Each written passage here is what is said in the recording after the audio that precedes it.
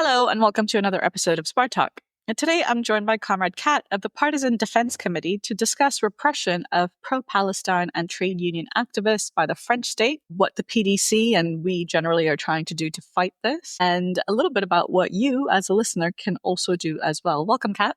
Hi. So before getting into the specifics of this campaign to fight back against French state repression, could you start by telling us about what the Partisan Defence Committee is and where does it come from?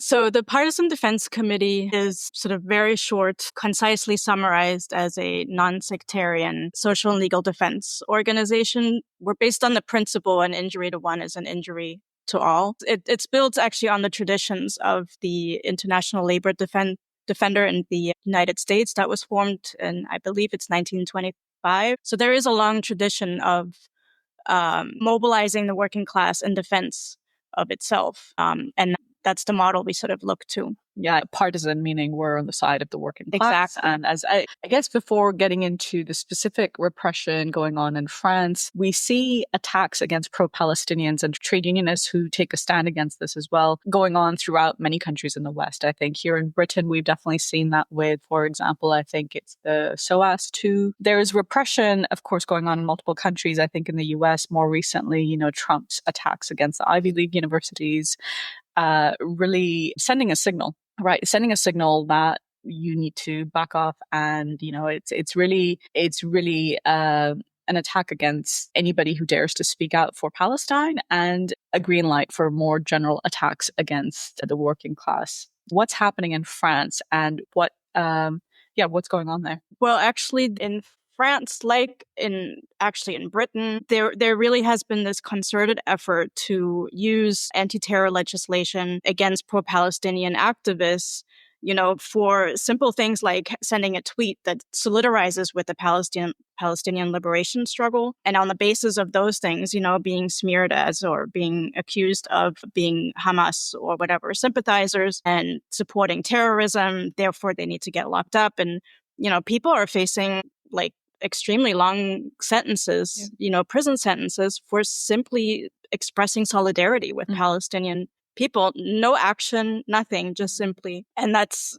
that doesn't happen just here. I mean, that's not just a question happening in France, but it's happening here as well. Germany is another place where there's a lot of that happening as well. Yeah. For sure. So I'm looking at the flyer, and there's 5 individuals that kind of stand out as the faces, if we want to call it, of the repression going on in France. Should we just get right into some of these cases, what they signify, a little bit about the individuals, and then after we give a bit of a context, then what are we trying to do? Essentially. Yeah, let's do that. There's really 2 people that stand out in particular, and I will apologize in advance for my atrocious French pronunciation. It's not one of the languages I speak, so to our French-speaking audience, I apologize. But so that aside, there's Anas Kazib, who's a very well-known trade union activist. He's a railway worker. He's also a spokesperson for Revolution Permanente. And he is one of the people charged with apology for terrorism for sending out a tweet in support of Palestine. He faces about 7 years in prison. His trial is starting in June, the 18th of June. And it really, I think he put it very well himself, where he says that, since Israel can't put sniper bullets in our heads, they're seeking prosecutors to shut up militants and political opponents. So it's really the question of silencing anyone who opposing the genocide of the Palestinian people. Especially a figurehead and a trade unionist, as you said, who could use that position and that authority to actually rally workers behind that cause, right? Exactly. And that's actually a point I think that's very important here. The other person is Gaël, who is also a former post office worker. He is a spokesperson for the Nouveau Parti Anticapitaliste Révolutionnaire. Also, pro-Palestinian activist, well-known, and he was actually fired for trade union activities and is now being dragged in front of the courts for I believe it's a trespassing charge stemming from, he was a union representative, wanted to go negotiate with the post office bosses. And what he's really being dragged into the courts for is militant trade union activism couched in whatever charges they're putting him for. And his trial is on June 12th. So there's a number of trials that are happening in June, which is why we're calling for our protest on June 17th, but we'll get more details for that later. And then we have Rodrigue Petitot, he is a leader of the movement against the cost of living crisis in the French colony of Martinique, and was thrown in jail last year for confronting the colonial authorities and actually linking with the anti-colonial struggle in France. Absolutely. If listeners are not aware, I think last year there was huge uprising in Kanaki, and Petitot was made to be an example to quell that uprising. Okay.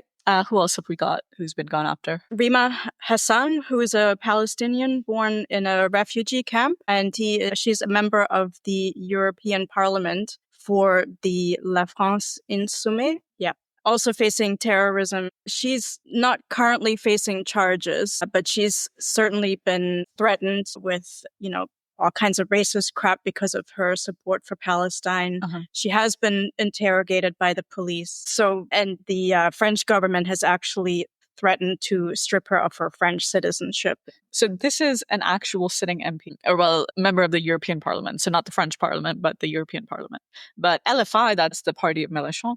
Yeah, so that's quite a prominent figure, I guess, on the left in French politics. But I think it's something to go after somebody who's holding elected office just because she's Palestinian and is raising her voice. And the last person we have here is Georges Ibrahim Abdallah. He's a pro-Palestinian Lebanese political prisoner. He's actually probably the longest held political prisoner in Europe. He was convicted, I believe, in 1985 or 86, and on, trumped up charges of complicity in the murder of a CIA agent and a Mossad agent. Since 1999, I believe he's been eligible for parole and has been denied at every single time that has come up because he refuses to bow down and admit to any guilt or whatever demands they're placing on him, to groveling he has to do in order to be released and given parole. So it's all these cases are very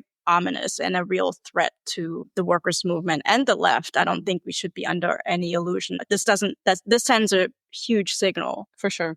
All of these people, they're pro-Palestinian, they're leftists, they're trade unionists, right? So come back to the Partisan Defence Committee nature of it, right?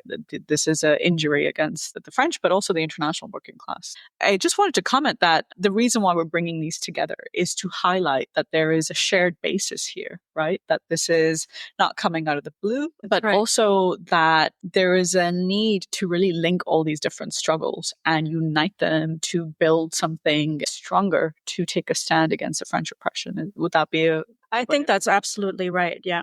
Okay, cool. So what are we proposing that people who are pro-Palestinian, people who are trade unionists, anybody who's actually just, strongly for civil and democratic rights, what are we proposing that they do? Well, in the first instance, letting the French government know, and I think by extension also other governments, that this is not something that is just, we're going to let slide. So, actually organizing or mobilizing for a protest, which, we're proposing to have, or we're organizing protests around the world in cities where we have, fraternal sister organizations and sections from the ICL. So actually mobilizing around the times of these trials is a good first step. So in Britain, we're organizing a protest on Tuesday, 17th of June at 5:30 p.m. at the French Embassy in London. But I think what's really necessary is, there's a lot of left organizations in Britain, including leftists who have trade union positions, for example. And in order to exert the biggest pressure on the French government to drop these charges, to not threaten Rima Hassan, for example, to release Georges Ibrahim Abdallah, you really need to mobilize the working class. And, that's not going to happen just on its own by a nice appeal. Like you really have to struggle within the trade unions to actually bring people out. And it's the working class that has really that power, It's like, so, anyone that's listening, that's, a leftist, that considers themselves a socialist, is pro-Palestinian in the trade unions, like this fight really needs to be brought into the trade unions, and people need to both come out for the protests, for example, but also really fight for this defense work within the trade unions. For sure. I definitely agree with what you said, especially because I think probably not just here, but in other countries in the West as well, trade union leaders have almost made it their weekend hobby to go and speak at many of the pro-Palestine demos. So this is really the time to put your money where your mouth is, so to speak, and mobilize your bases. As far as I'm aware, that's not really happening. And that's a frustration that I've held for some time, which is that it's really a fig leaf. It's putting a bit of dressing, on the whole notion of working class solidarity with the Palestinian cause, where you can have all these great speeches. I'm in a union, but the word never really trickles down to the membership about, hey, this is why your union should be out demonstrating, this day, because it's related not just to Palestine, but because it's necessary for the working class here in Britain to struggle against the British government, to improve its conditions. So I couldn't agree more with the whole point to bring this into the unions. And knowing a little bit about the British left is all up in the rungs of the trade union bureaucracy. So yeah, I definitely agree with you there. What have we done? So have we reached out to left groups, and what have we done to build this? Yeah, so we've definitely reached out to left organizations. I'm sure they've all had at least an email in their inbox.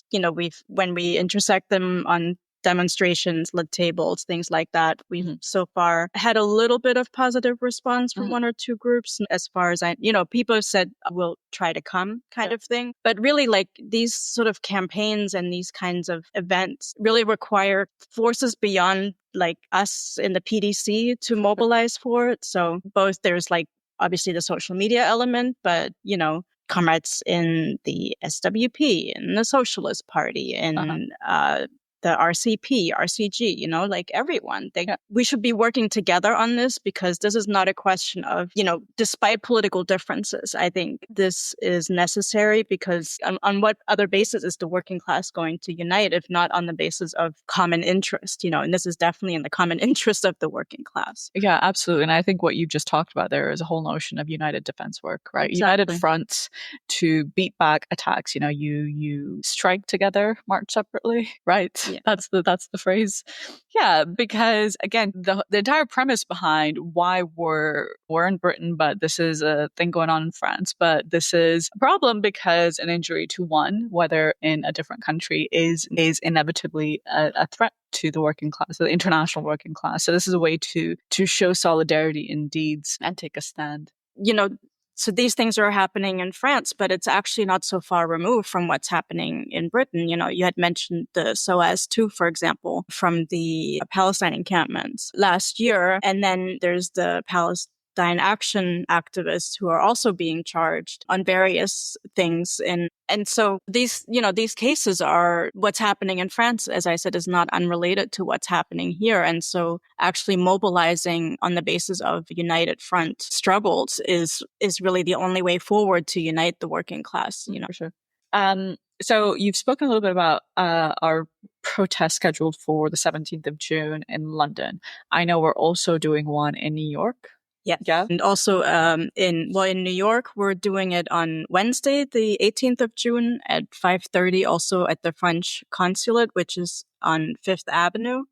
We're going to be at the protests that are being organized by the Révolution Permanente in Paris. And I'm waiting, we're going to have more details of protests that are going to happen in other cities where we have, ICL sections. The other question that goes along with that is that the left really should come out and help us build for this protest, and distribute the information, retweet our stuff on Twitter or on Instagram, and really help. We would appeal to the rest of the left to help us build for this really important protest, because it affects all of us. And that it help, if you want to actually help strengthen the workers' movement, this is one way that it's actually a very good way to try to do that. Yeah, and if I could just add a little bit, I think, well, the last episode I did was with Mansa on the state of the Palestinian struggle, where, we spent basically an hour talking about the fact that despite significant protests throughout the world, the genocide is still ongoing. And in fact, as of late, it's entered a much more horrific phase than in the past. So, the state of the movement is not good. And I think there's a growing frustration, if I'm not mistaken, amongst, a certain layer in the Palestinian movement that is really looking for ways to do something concrete, to do something that will give it a fighting spirit, these protests, because yes, they've been huge, but they've not resulted in they've not made a fundamental impact to what's going on in Palestine. So I think, this, you might think, okay, well, it's in France. I don't care. I'm all about Palestine. But this is a key way to fight back against the imperialist governments that are backing this genocide to the hilt. So taking a stand against the repression going on, whether in Britain, in France, in the US, wherever have you, is a concrete way to advance and strengthen the Palestinian movement. So yeah, I guess I just wanted to add that. I think that's absolutely true. Yeah. Okay, cool. So we'll add any useful links to do with the protest in the description below, as well as any accounts you can follow to promote this. Just one last thing, which is obviously, defense work costs money, and we will put in the show notes also a link to the two for Anas Kazib and Gaël Quirante, their GoFundMe type fundraising links, so that which we would encourage people to donate to that as well, because defense does. Lawyers cost a lot of money. Lawyers cost money, Yeah, absolutely. Okay, great. Thank you so much. Yeah, so on that note, yeah, is that it? Okay, cool. So, please be on the lookout for those dates. We'll keep you updated on our various socials. And thank you, Kat, for coming to talk to us about this important thing. It's been a pleasure. And anyone out there listening that wants to work with us on this, we would strongly encourage you to get in touch with us. Our socials will be in the show notes. Thanks so much for the discussion. Thank you. Okay, bye.